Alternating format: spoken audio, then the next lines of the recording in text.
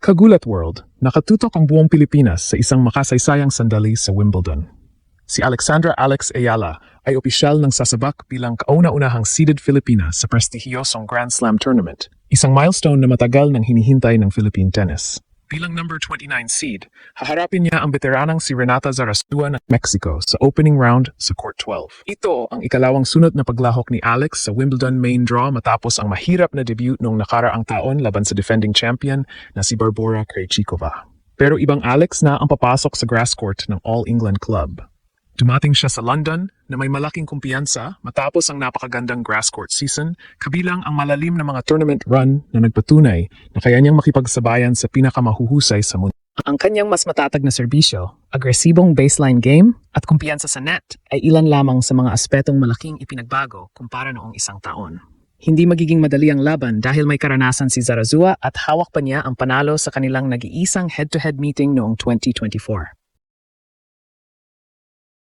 Gayunpaman, karamihan sa mga tennis analyst ay pumapabor kay Alex dahil sa kanyang kasalukuyang forma at ranking advantage. Ang mananalo sa laban ay posibleng makaharap ang nagbabalik na 7 beses na Wimbledon champion na si Serena Williams kung malalampasan nito si Maya Joint sa first round.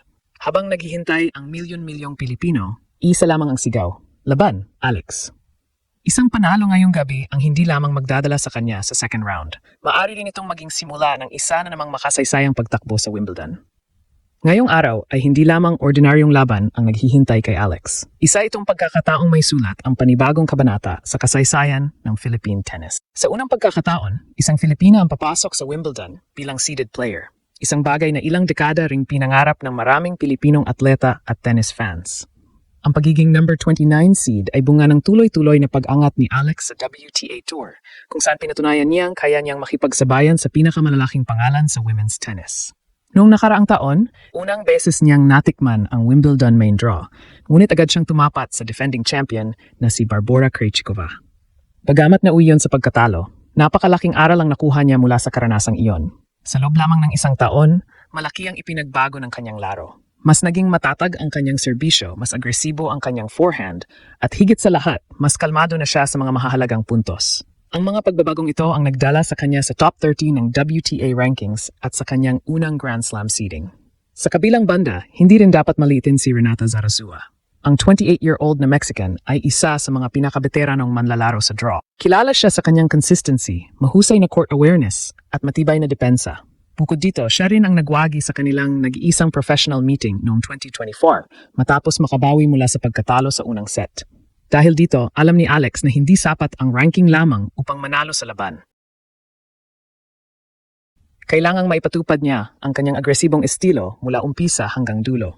Isa pang kakaibang kuwento sa laban ay ang relasyon ng dalawang manlalaro.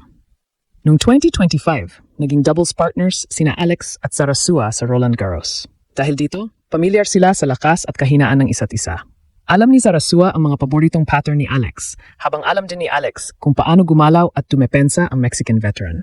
Ang ganitong klaseng familiarity ay maaring maging dahilan upang maging mas taktikal ang kanilang laban kaysa sa inaasahan ng marami. Malaking bentahe rin para kay Alex ang kanyang naging performance sa damuhan ngayong season. Ang grass court ay dating itinuturing na pinakamahirap niyang surface, ngunit ngayong taon ay ipinakita niyang kaya niyang maging mapanganib dito.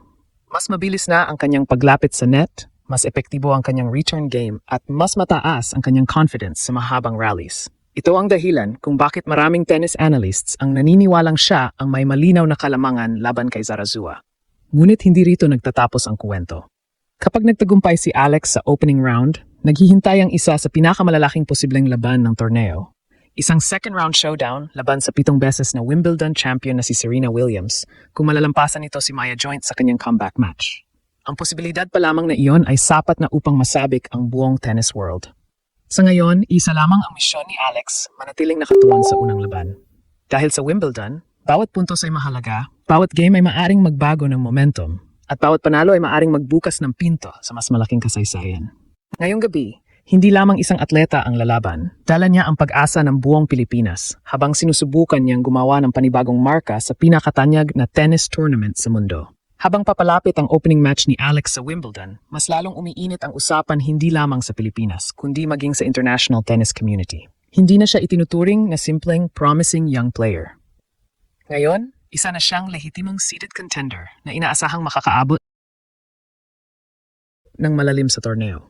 Ang number 29 seeding ay hindi ibinigay lamang dahil sa ranking. Ito ay bunga ng sunod-sunod na mahuhusay na resulta laban sa mga world-class opponents at ng malaking pag-unlad ng kanyang laro sa iba't ibang surface. Isa sa pinakamahalagang aspeto na dapat bantayan sa laban kontra Renata Zarazua ay ang unang serbisyo ni Alex. Sa mga nakaraang torneo sa grass, kapansin-pansing mas mataas ang kanyang first serve percentage kumpara sa mga nakalipas na season. Kapag naipapasok niya ang unang serbisyo, mas madali niyang nakokontrol ang rally at nabibigyan ng pagkakataon ang kanyang agresibong forehand na magdikta ng puntos. Ito rin ang magiging susi upang hindi makabuo ng momentum ang veteranang Mexican. Sa return game naman, kilala si Alex sa kanyang mabilis na footwork at mahusay na anticipation. Dahil mabilis ang grass court, napakahalaga ng tamang court positioning. Kapag naging agresibo siya sa mga second serve ni Zarazua, maaari niyang maagaw agad ang kontrol sa mga service game ng kanyang kalaban. Ito ang isa sa mga dahilan kung bakit maraming tennis analysts ang naniniwalang may malinaw siyang kalamangan sa matchup na ito. Gayunpaman, hindi dapat maliitin ang karanasan ni Zarazua. Bilang mas nakatatandang manlalaro, alam niya kung paano pabagalin ang laro kapag kinakailangan. Mahusay siyang gumamit ng iba't ibang spins, slices at pagbabago ng ritmo upang sirain ang teaming ng kanyang kalaban. Kung magiging impatient si Alex at magmamadali sa bawat rally, maaring mapunta sa Mexican veteran ang momentum ng laban. Kaya inaasahang maging mahalaga ang composure at shot selection ng Filipina star mula umpisa hanggang matapos ang laban. Isa pang malaking factor ang mental game. Sa unang pagkataon sa kanyang career, papasok si Alex sa Wimbledon bilang seeded player. Ibig sabihin, mas mataas ang inaasahan ng media, fans, at maging ng buong tennis world. Ngunit sa mga nakaraang buwan, ilang beses na niyang ipinakita na kaya niyang harapin ang pressure. Sa tuwing nakakaharap siya ng mas mataas na ranked opponents, nananatili siyang kalmado at nakatuon lamang sa bawat puntos kaysa sa laki ng pangalan ng kanyang kalaban. Ang maturity na ito ang isa sa pinakamalaking pagbabago sa kanyang laro ngayong season. Kung makalusot si Alex sa first round, agad natataas ang antas ng kompetisyon. Posibleng makaharap niya ang nagbabalik na 7 beses na Wimbledon champion na si Serena Williams, kung magtatagumpay din ito sa kanyang opening match laban kay Maya Joint.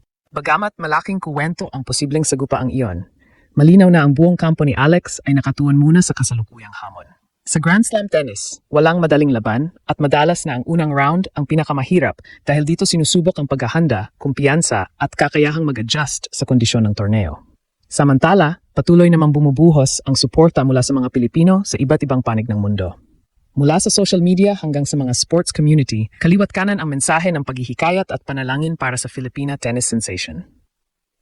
Ang simpleng sigaw na Laban Alex ay naging simbolo ng pag-asa na muling makakagawa ng kasaysayan ang Pilipinas sa pandaigdigang entablado.